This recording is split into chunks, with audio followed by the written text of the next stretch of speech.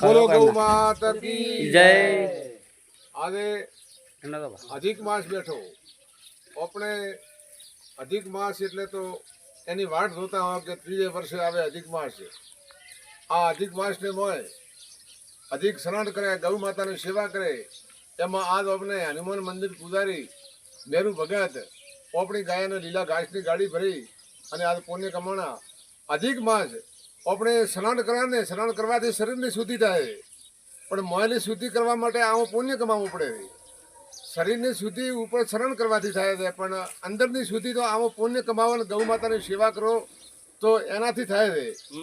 અને લેવા દેવું ભગવાનનું નામ એનાથી વધારે કોઈ બીજું લેવા દેવું નથી, અને કરવા દેવી સેવા એનાથી વધારે કરવા દેવું બીજું કોઈ નથી. તો આવા અધિક માસ પવિત્ર માસને મોય સ્નાન ન થાય તો કદાચ ચાલે, અધિક માસ નહીં આવો તો કદાચ ચાલે, પણ આવી ગૌ આપણી વેદ લક્ષણી ગૌ માતાની સેવા કરવીને આવો લીલા ઘાસના ચારા દેવા અને અહીંયાના આશીર્વાદ લેવો એ મહા મોટું પુણ્ય છે. પુણ્ય સમાન ચીડિયા તો ભર ગઈ નદીએ ઘટે ન નીર, આમાં ધર્મ કીધો ધન ન ઘટે એને કહી ગયા દાસ કબીર. આમાં પુણ્ય કમાવો ભાગ્યમાં હોય તો ગૌ માતાની સેવા થાય, ભાગ્ય ન હોય તો ગૌ માતાની સેવા ન થાય.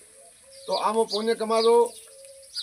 અધિક માસ ચાલી રહ્યો છે, શરીરની શુદ્ધિ કરવા માટે સ્નાન કરી દો, પણ મનની શુદ્ધિ કરવા માટે આવા અધિક માસને મોય તો આવા ભડફડતા તાપને મોય, કાળજાળ ગરમીને મોય આવા લીલા ઘાસનો ભોજન દો, ગૌ માતા જમશે ને તો તમારે શરીરની શુદ્ધિ થઈ જશે, મનની શુદ્ધિ થઈ જશે.